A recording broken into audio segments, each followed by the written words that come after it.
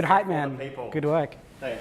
Hi, everyone. I'm Matt. I know some of you I don't know. I'm from For the People, and I'm here to talk to you about communications. What I'm going to take you through today is 3 tools to help you guys out when you're writing stuff, basically.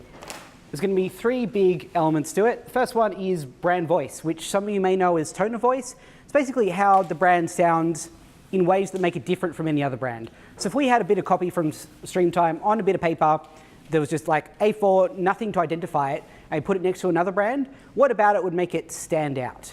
So that's distinct from good writing, which is what I'll get to as well, which is just some tips to help you out, make things a little better. And the last one is storytelling. So storytelling is about crafting the message. Where do you start? Where do you end? Making sure it's compelling from start to finish. Now we're going to go in that order: brand voice, good writing, and storytelling. Brand voice first, because it's kind of difficult, or at least it's going to be new to you probably for you to get your head around. So I'll start off with that. We'll end with storytelling because it's by far the most fun, and good writing obviously has to go in the middle. So we'll start off with brand voice. So as I said, brand voice is how we sound. Now we've got 3 traits that we're going to try and hit in varying degrees all the time whenever we're communicating. The first one is aggressively human. So that's actively and passionately trumpeting the huge importance of human empathy in systems. Now you've probably heard a lot about humanity and things like that over the past couple of days, really trying to bring the human element to the fore. This is perhaps the most important one, and one we're going to be leading on a whole bunch. The second one is enthusiastically forward-thinking. So that's demonstrating enthusiasm for revolutionizing studio management and time and team management more broadly. The third one is irreverent and observational, which is having fun in the roguish sort of way and making humorous observations about the state of the industry, studio management, software, and more. Now, these are all kind of abstract notions, so the way I like to think about it is by thinking about them as characters. So I picked out 3 that help me, they might help you. For aggressively human, I always think of Dr. McCoy from Star Trek, available in classic and modern varieties.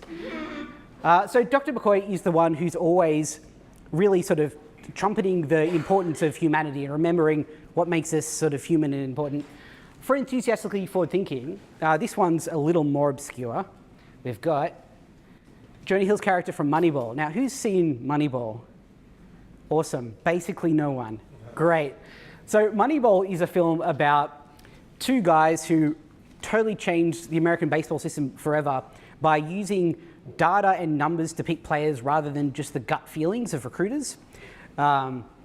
Made a huge difference to the sport. And it's about thinking about how we can use data and information in really cool ways to actually help people out. So it's not just about, oh yeah, data's interesting. It's about what's interesting is what we can do about it to help people out. The third one is Yoda. Now, who's seen Star Wars? Looking for anyone? Nope. Kevin does know. Yes? Is that everyone? All right, cool. So everyone knows Yoda. This one's really just about having fun, but also about being funny through observation. So everyone can do sort of broad, easy humor, but we all have experience in some way or another with sort of the world that our clients live in. So we should be able to pick out observational and insightful ways to be funny that really speak to their experiences rather than just kind of easy jokes. So what we say. So what I've done is I've put together a few key messages that we can pair up with those traits that'll help us figure out the general sentiment we want to be hitting with each of these traits. So for aggressively human, 3 messages. We've killed timesheets because people hate them. Why don't we expect more ease and humanity from our software? And we need to have systems that work for people instead of making people work for systems. Now these are sentiments you're probably going to have heard it quite a bit over the past couple of days. You'll hear them more. And it's not about copying and pasting this stuff into your writing, but just remembering that these are the general things we want to hit. Now, obviously, as the company moves forward, we're not always going to be coming back to these things specifically because we'll have new stuff to talk about. But for now, that's what we want. Second one, enthusiastically forward-thinking. So there's a difference between data and information, and you should be getting better information and less raw data. This is only the beginning. We're working on culture tracking, employee empowerment, industry benchmarking, and more. Now, did Damien talk a little bit about that yesterday? Cool. So that's about looking forward to the future, the stuff we're not at yet, but we will be getting to soon. And the last one, our best days are ahead of us if we're bold. So obviously in the agency world at the moment, there's a some fear of decline and contraction. But this is talking about if we are smart about what we do, there can be a brighter future ahead. And for irreverent and observational, this self-serious industry is pretty funny, right? We've spent over a decade working with studios. We know you and we know how to have fun. And there's no real difference between work and life, or at least there shouldn't be. We need to laugh and have fun at work too. All pretty obvious stuff, but things that can get very easily forgotten when you're sort of communicating from a business software perspective.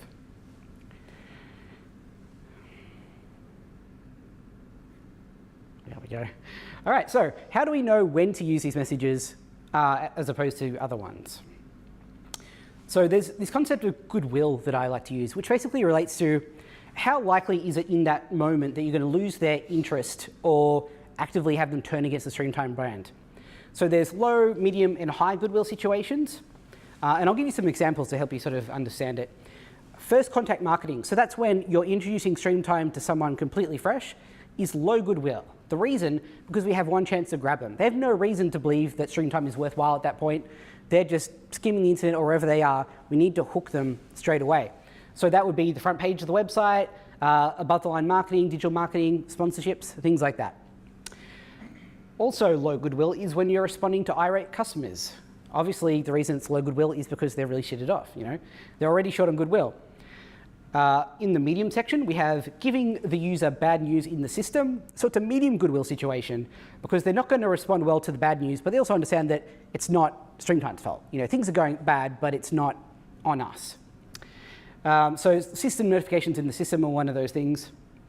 External blogs and thought leadership pieces, medium or low, depending on how you feel about it. But I feel that if they're willing to sit down and read a long form article, they're not as ready to leave straight away. They've at least given themselves over to the thought that they're willing to interact with the brand a little longer. In medium as well, we've got hard marketing to current users. So when we're introducing new Streamtime to current users, they've already got a bit of a relationship with the brand. They know you guys to a greater or lesser extent. They're already bought in, but that doesn't mean they're going to be advocates for the new Streamtime straight away. So that's things like EDMs, socials, that's targeting current users. And basically any situation where you don't need to immediately convert someone, you have a bit of wiggle room. High goodwill is soft marketing to current users. So they're already on board with Streamtime and you're not trying to urgently sell them. So they've got no reason to be sort of upset at you at this point. So that's things like EDMs, socials, stuff that promotes the long-term goals or brand values of Streamtime. So you can start talking about the future stuff here, the really high concept stuff, rather than like, here's this one thing you need to know to get in with us. And the last one is giving user good news or neutral news in the system. So they're already in the system, they're not going anywhere, and it's good news, so no problems, right? So we've got very clear goals for each one. Now there's two types of communications. There's Streamtime initiated, which means that we're contacting them. And then there's user initiated, which means that either they're contacting us or they've done something in the system that prompts it. So just the difference between who's starting the conversation. When it's low goodwill for Streamtime initiated, we want to start users on the Streamtime free period. That's always the goal at the end of the day, is to get them in the door, get them paying. The medium goodwill situations is when we're looking to build loyalty to Streamtime or inspire them to action with a logical appeal. So it's not get them in the door straight away, but you're trying to say Streamtime is worth sticking with. Here are some reasons why. Looking to the future, this is what we've got going on. And then in a high goodwill, you're just trying to build loyalty to them through emotion. So it's like, yeah, we can have an emotional connection, we can have fun. It's going to very subtly build that connection with them. But they're only really going to be open to that if they've already got quite a strong connection with you. Down to user initiated, that's when you're trying to mitigate problems, so it's low goodwill. Or on the other end of the spectrum, if they're happy, then once again, it's just about building that emotional bond.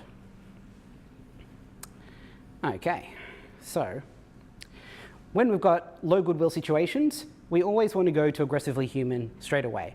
Now, for when they're in a bad mood, obviously that's about humanizing with them, using our empathy to figure out what's going on, how we can help them out. When it's a sell situation, it's really about selling the human benefits. So we always talk about it's the end of timesheets. That's the key thing, because that's something that people have a lot of emotional investment in already. Like they hate them, and that's our in there. When we've got a little more wiggle room, we can choose to use either aggressively human or enthusiastically forward-thinking, or you can use both of them. Then just mix them up as you see fit. And then when you get into high goodwill, you've got the whole range that you can pick and choose as you like. Okay, so the last ingredient of the brand voice is humor. Always a tricky one because it's so broad and hard to define. Now we've got 4 types of humor: self-depreciating, pop culture riffs, observational humor, and deadpan and dry humor. So what I've done is I've gone through and picked out comedians or characters that match up with each one to try and help you guys out. But I was wondering if you guys would be able to suggest some. Whoa, right. Go. Carl Barron does observational humour very well. Yes. Perfect. Louis C.K. does self-deprecating. He certainly does, absolutely. He was one of the ones I was tying up with for self-depreciating, but he's not actually who I got for self-depreciating. I picked out Amy Schumer. Yes. Yeah? Because like her first protocol for humour generally is to just take herself down a few pegs. And it's great because it humanises her and you and your relationship with her. Yeah. Pop culture riffs is a bit harder because that's more of a humour tactic rather than something that someone will create their whole vibe around. So I had to search for a character. Can you guys think of any characters that rely? Oh, character? Yeah. Oh, but if you have a comedian, like absolutely. I was thinking, Dave Chappelle. Yeah, he'll turn to pop culture quite a bit. That's a good one. How many of you guys? He does. Not gonna lie, a lot of this stuff is based on our interaction with Aaron, so you'll get that a lot. So, how many of you here have seen the show Community? A few people, great. So, who I picked out for pop culture risk was Abed, who his only points of reference in his life basically are what he's seen on TV. So he speaks in that language. You could, I suppose, say some of the characters from The Big Bang Theory, but it's not a great example because they tend to just say the names of things. It's not clever humor. What about for observational? We had Louis C.K. and that was a good one. Any others? I feel like I picked the big obvious one here for observational humor. Yes. Seinfeld. You know, it's really about identifying everyday situations and finding the humor in it. And for deadpan and dry humor, anyone? Again, it's a harder one. All right. Yeah, Flight of the Conchords are a good one sometimes because there's also a bit of like absurdist humor in it. But yes. Who's that man? I've forgotten his name. Dimitri Martin. There we go. I would look up Dimitri Martin if you haven't seen any of his comedy before because it's really good. Yeah, it didn't work out. Observational? Yeah? Yeah. All good examples. Cool. So, when do we use that humour? When we've got low goodwill, observational and deadpan and dry are the way to go, purely because that's stuff that you can hit very quickly. You're always really time poor when it comes to low goodwill. So you can make quick observational insights and you can do sort of deadpan and dry stuff. The other, like pop culture and things like that, takes a little more work, so you don't want to lean too hard on that. For medium goodwill, we lose deadpan and dry just because this is really about forward thinking and sort of being optimistic, and being deadpan and dry can undercut that a bit. So I've left that one out, but you do also get pop culture riffs and self-depreciating humor to play with. And then high goodwill, the lot. Pick what you want and go nuts. Now, if it's user-initiated, as you'll remember, the user-initiated low goodwill was, you know, they're complaining, basically. So maybe a little bit of self-depreciating humor, because that's really you sort of putting yourself down before them and saying, yeah, look, we made a mistake, we're here to help you out. Anything else, it's just, you know, it's way too risky. But then high goodwill, everything opens up again, go nuts. All right, so how many of you have your yellow Stringtime notebooks here? Everyone? Great. Now what I'm going to get you to do is take that for a spin. So you're going to do a little bit of writing for me now. I'm going to go away, find some places to write. There's a few points I want to make here. First of all, I don't expect it to be good, because you do have 2 more tools coming up, so I'm kind of setting you up to fail getting you to write without them. So it's okay that, you know, you're not going to hit it first time, and also that we're really here to learn. No one's here to judge, so don't feel too self-conscious about it. What we're going to do is write a Stringtime launch EDM to current users. So there's people out there that are currently on FileMaker, they might not have switched to StreamTime straight away. What do we write to them to get them across the line? So just 1 or 2 paragraphs, nothing extensive. And we're going to use yes. Hi. What's an EDM again? Oh, sorry. Just an email, basically. It sends for electronic direct message, I think, but marketing email. Yeah. And is there a message you're trying to get across, or do we decide? You decide that, but we do have, I'll get to in a second, boop, boop, boop, boop, a range of messages that you can pick from. A range to pick from. A range to pick from. Not choose one. Yes, choose. Oh,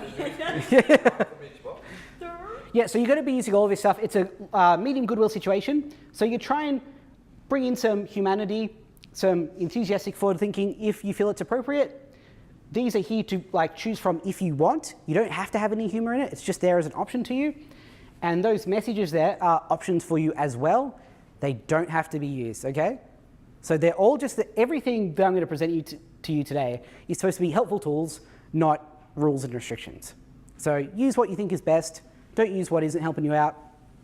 And that's it. So it is now 1:51. So if I give you, say, 15 minutes to have a crack at it, and then we'll all get back together and see how we all went, all right?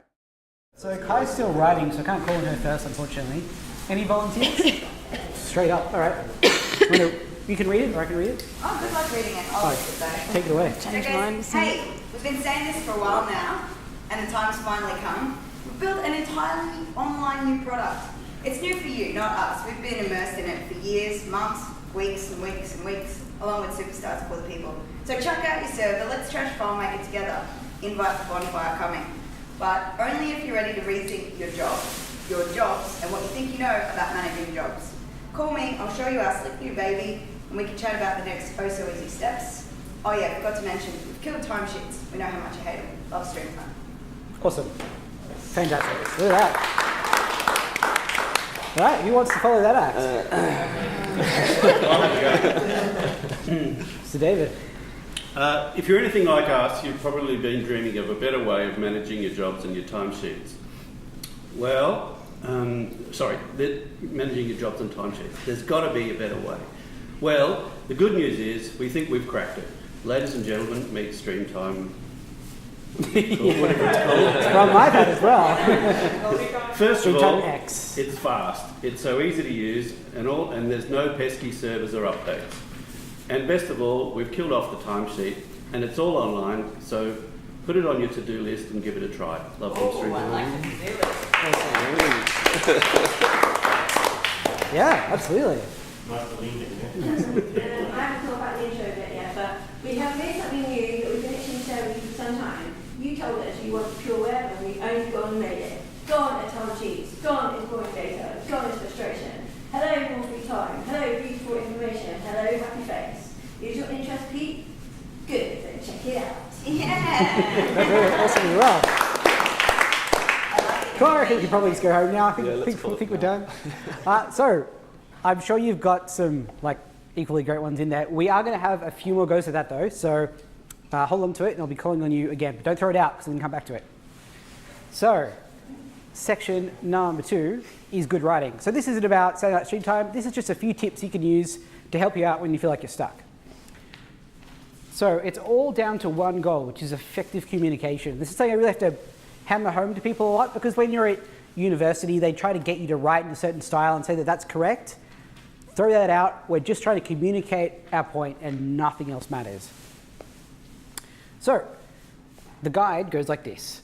Start with an unexpected but undeniable headline. Open your body copy with an arguable truth. Drop in a useful subhead every 1 to 2 paragraphs. End with a punch. And read it out loud and see how it sounds on your ears. Now we will go back to all that stuff, so don't freak out about not remembering it. And then while you're doing that, try to keep in mind that you should be writing how you speak, to trust your gut and forget the rules, to desperately avoid jargon and cliches. Shorter and simpler is almost always better. Break up your cadence, which is sort of the pace of your writing. Think about who you're writing for, and think about what each and every word means. So in a bit more detail. Start with an unexpected but undeniable headline. Why? Because people are short on time. So we need to grab their attention, which is the unexpected bit, and give them a reason to stay, hence the undeniable.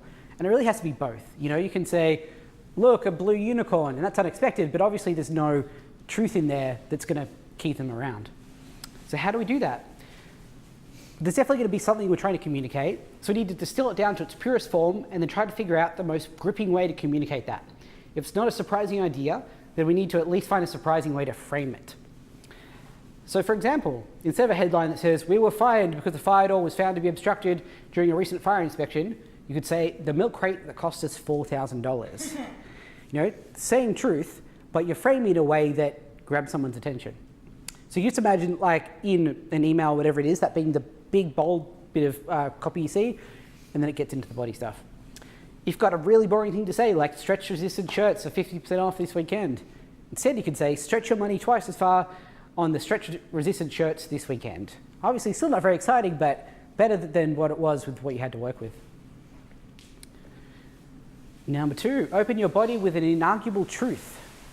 So the first sentence that you say should be something that can't be argued with. This helps you get people on board. So you've hooked the reader with a headline, but you need to make sure you hold on to them. Take away any chance they'll begin as an adversary by saying something that they can't possibly disagree with. How do you do it?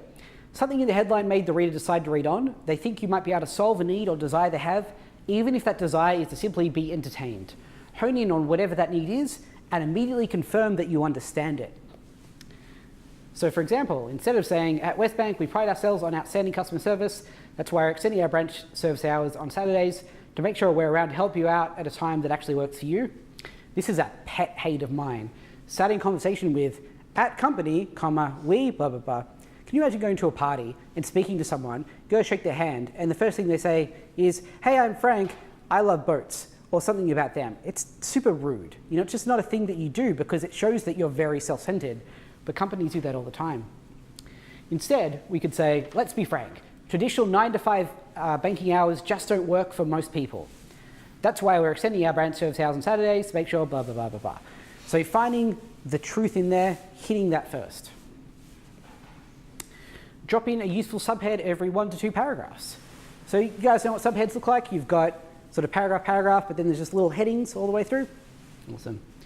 Why? Because big blocks of text are intimidating and make quick scanning for information almost impossible. So break them up. How? Think of subheads like wayfinding tools for your text. Make sure they help to direct your reader to the information they're looking for. It'll help to reassure them that everything you've written has a point.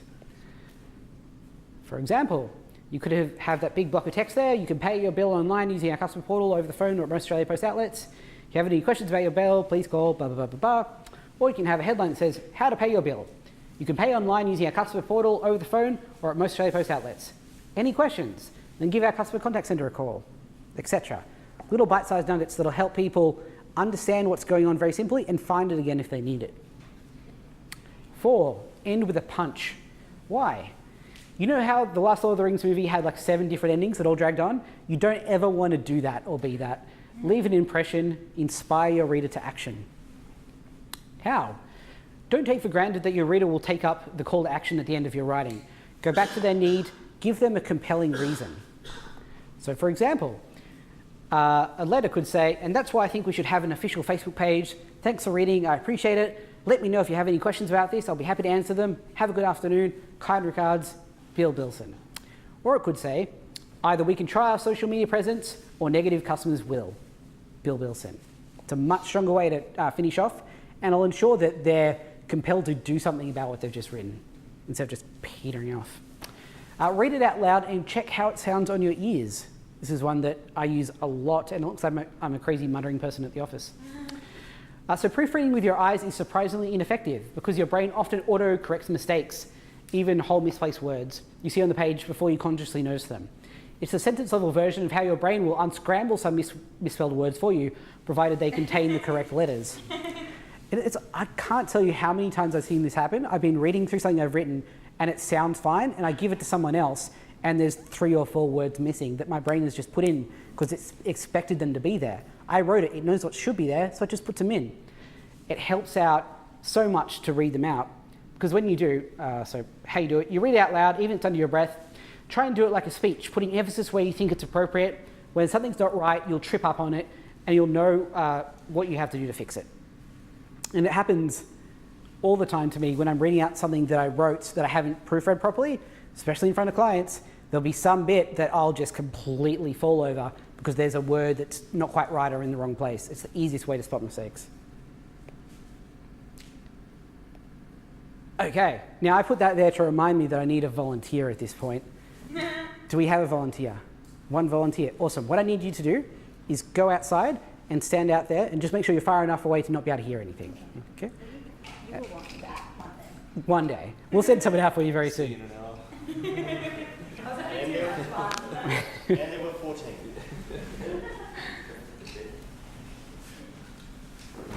Okay. Now, what I want you guys to do is write down in 1 or 2 sentences what stream time does. That's it. Okay, all good? New volunteers, tell me what you wrote down. So a pencil go up. Yep. Helps get shit done. Like that's to the point. Anyone else? Tracks the health of your project. Tracks the health of your project? Yep. Sorry? Gives you back time. Gives you back time? Very direct. Manages your time without the drama. Maybe something that drama. All very good. Okay. Can I get a volunteer to go get my last volunteer back into the room? No.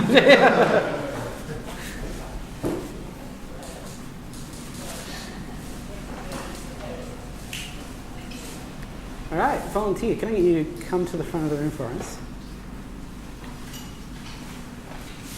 Now I want you to tell everyone here what stream time does.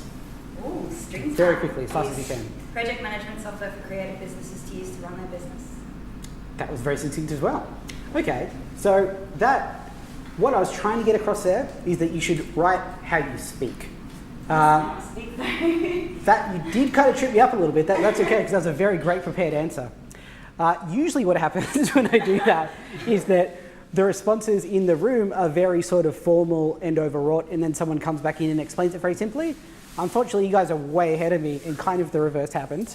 That's okay. But no, yeah, I think it's a combination of your elevator pitch being down, but also you guys already being on the right track with this stuff. Like, they were all fantastic responses. It was getting to the point quickly and explaining to it like you're explaining to a person. So, yeah, failure of experiment, but success of your guys' writing skills already. So, good work, everyone. All right, so that was write how you speak. Why? Because universities and corporate environments have taught us that long-winded and formal is better, but we know just from living our lives that's an ineffective and inefficient way of communicating. How? If you're having trouble expressing something in text, just try explaining it to a close friend during a conversation and then transcribe that. That's it. All it takes. Just say it out loud, write it down. For example, you could say, per Monday's discussion, please find attached an Excel file. Or you could say, here's that Excel file I mentioned on Monday. You could say, the Airbus 320 revolutionizes seating arrangements and passenger leg space provisions. Or you could say, the Airbus 320 has less seats, which means more legroom for everybody. You know, it's less work to read. It makes the point much stronger. It's actually the guys that came over on the 320 will tell us it's the other way around. Do they have more seats? Okay, so this is a photo of a creature, 2 creatures technically, but we're going to focus on the one in the middle. There's 4 words on the screen that can be combined into a phrase to describe that creature. Can anyone put them together for me? Dog. Yeah?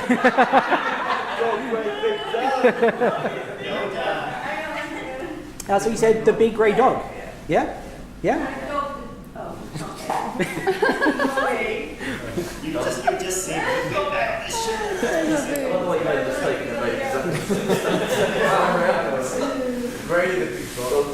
That's not it. Wrong answer. Objectively wrong answer. The right answer is the big grey dog, right? But why isn't it the grey big dog? Because you tend to put the adjective before the... Yeah, that's more or less right. But the true answer is that it doesn't matter. You know that it is the big grey dog. Sorry? That's true. It could be Grey the big dog, but there would be sort of some grammatical things that would help us out in that situation, like the grey would be capitalised. But the point I'm making here is that you guys know how language works, right? Because you read books, you read things on the street. We all pick up the rules of language, and we need to trust that we know those rules when we're writing. So that brings us back to trust your gut and forget the rules. Why? The big grey dog, the grey big dog. Which one is right? That's right, the first one. How do you know? Because you read text every day and you pick stuff up. So trust your gut. How do we do it? By remembering that rules are dumb. Nothing is absolute, even this guide. If breaking grammatical rules or defying expectations will get the job done, do it. You're supposed to be serving the audience, not some abstract notion of correctness.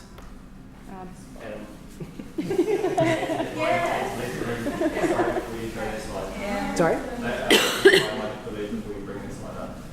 Which slide? Sorry, I missed the side of what you said. The grammatical rule.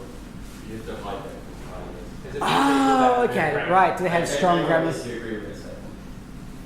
Well, I think when you sort of get basic grammar wrong, it sounds wrong and it's off-putting for the audience. So that's situations where you don't want to mess it up.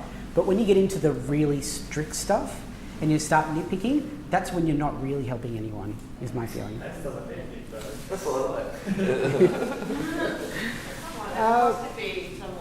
Yeah, that's important because it does help you pass the information, right? Like a misplaced apostrophe can be confusing. And that's right. But, you know, if you put inverted commas when there should be just the single ones or whatever, don't worry about that. But It will confuse if people. you're meaning to say it is, write it is. If you can't remember that you've got to put an apostrophe. It is. Well, it sounds like Kai's in charge of keeping that. Sometimes you can't face it. Something you can't face. Sorry? I don't nitpick. I only make important changes. That's like we were having a big debate in the office the other day about contractions. Yeah. So I said tar to Joe, and Joe flipped out because he's like, "Tar's not correct. You know, you say thank you." But and my point was like, look, people get tar. You know, you say tar, people understand it, everything's cool. Don't flip out. So, examples. So don't say yours sincerely unless you think it's super important to do it. Say, have a rad weekend, or whatever you want to say. You could say they experienced lightning, thunder, and heavy rain, or you could say water seeping from the bulging roof, thick dust loosed by the thunder, blinding flashes, presumably lightning, but they couldn't know for sure, and fear. There was a lot of fear. It's a lot in that's wrong, but it's also a lot more effective than the first one, right? Yes. Just It's motive. You bloody idiot! Why do you bloody idiot? I will say, as a guide, if you're not sure, towards the correct. But it's really a judgment call. We'll check with ads. I'm going to get sacked if I say that. That's a good guide. If it'll get you sacked, don't do it. Desperately avoid jargon and cliches. Why? Because cliches are the lazy solution. They come to mind first, but they're so worn and rote that people don't actually derive any meaning from them. They're the empty calories of writing. How? Just because you know that what an FTP server is, it doesn't mean that your audience does. And even if they do, is it the best way to convey that idea? You should only use jargon if there's literally no other option, and there basically always is. Ask yourself what you're really trying to convey with the cliche. For example, you could say we have a 50 plus NPS score. Or you could say customers are 10 times more likely to recommend us to friends than Telstra. You know, pick a comparison that people understand. People don't, like, is 50 plus good? Who knows?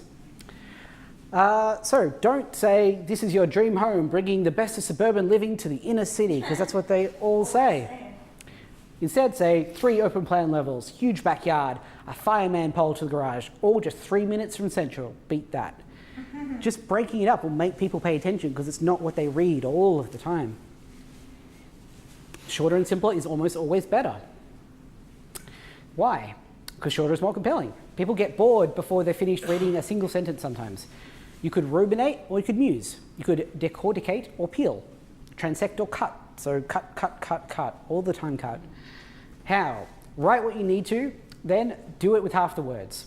Good work, you've almost certainly cut out a lot of the fat and gave the heat of the message more prominence. Now cut it in half again. For example, on the occasion of his impending nuptials, it is incumbent upon Joe to, before the gathered crowd, raise his opinion concerning the matter of his father-in-law. Or you could say, Joe needs to tell everyone how he feels about his father-in-law at the wedding. It's just easier for everybody. Break up your cadence. Why? Nobody enjoys constant repetition. That includes in cadence. Don't let it happen. Vary your sentence length. For everyone's sake, this is very important. And I know when you're excited about something, it can be easy for a sentence to get away from you, but it's actually physically tiring to read a sentence that just keeps going without any sort of break, and people will probably just switch off. So either separate your ideas out or use some helpful punctuation to avoid the situation. It's even hard to read out. That sort of stuff, like you just know from reading it once that you've gone wrong. That's why the read it out loud thing is super important. You'll pick up stuff like that. But how can we actually use that rather than just avoiding bad stuff? How can we do good stuff?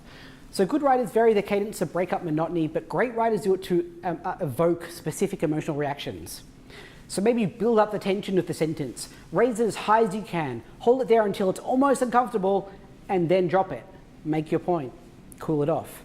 Or maybe use repetition consciously. Use repetition to make the reader anticipate where the repetition is leading. Use repetition so much that the repetition creates immense tension, then you drop the punch on them. Just little things you can do to make sure that there's either a building tension or the release of tension by moving back and forth between two different speeds. Think about who you're writing for. Should be obvious, but so often isn't. Why? Because it shows your reader that you're thinking about them. Most copy is terrible. Most people expect to be talked to like they're a generic human. Any insight goes a long way. How? Don't write for people. Write for specific people. Who are they? What do they need? What can you make them feel? Play mind reader. What do you know about your audience that they won't expect you to know? For example, you could say, loading, please wait. Or you could say, we're just loading that for you now. You probably have time for a quick loo break. Or you could say, high visibility cycleware is now 50% off at our city location. Or you could say, Sydney's inner city dedicated bicycle bars will be finished eventually, probably. Until then, you'll need high visibility cycleware to ride on the roads. And good news, it's 50% off. Now you'll remember a little while ago I said, forget about the rules when it's not working for you. And I also said shorter is better. You'll notice here, the latter one's longer. That's because in this situation, we needed to add a bit to give it any sort of value whatsoever. So all judgment calls. I think about what each and every word means. This is my favorite because it's got some real client examples in it. Why? Small grammatical mistakes, while not a huge deal in isolation, drastically reduce readability when they pile up, leaving you with something like this. Going forward, the focus will be on tilting our online team capabilities to serving our customers while maintaining appropriate risk and governance standards rather than service, and operationalizing a leads hub to ensure customer discussions occur in the best channel on the social media spectrum. Does anyone know what that means? No. I got this from a client. This was at a previous job. I sat and I looked at it for about 15 minutes. I broke the sentence out into chunks. I tried to translate it. Nothing. It's just impenetrable. So how do we avoid stuff like that? Just don't be a sheep. Just because something is like what's done doesn't mean it's right or good. For example, are you looking for ways to add value to the customer? I hear that all the time. But unless you're looking to embed precious stones in their heads, that is not a grammatically correct sentence, and more importantly, it sounds super dumb. Another example, you need to show the customer the real value of what we can offer. You do that by word power, which generates the right pictures in the minds of your customer. Again, this is something that actually comes from another copy agency to us. And it's a weird one because word power is weird, but that's not the incorrect part. In fact, I kind of like it because it's so strange. But you wouldn't do anything by word power, you do it with word power. So easy, little examples of things not being quite right that you can miss in the great sea of everything else that when they start adding up, you get back into places like this. So you really need to go through and make sure every word, is that what you meant to use and does it mean what you think it means? So, one more thing, and this is completely unrelated to anything I've been talking to you about today, but it is the latest development in this morning from For the People HQ. I want to introduce you to Grumpy Aaron.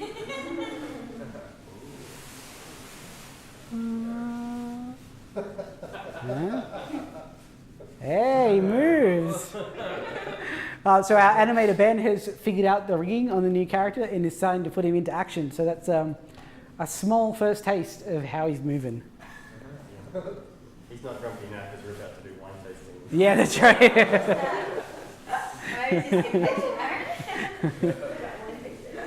Any questions about what we talked about today? Thank you so No? Oh, you're so welcome.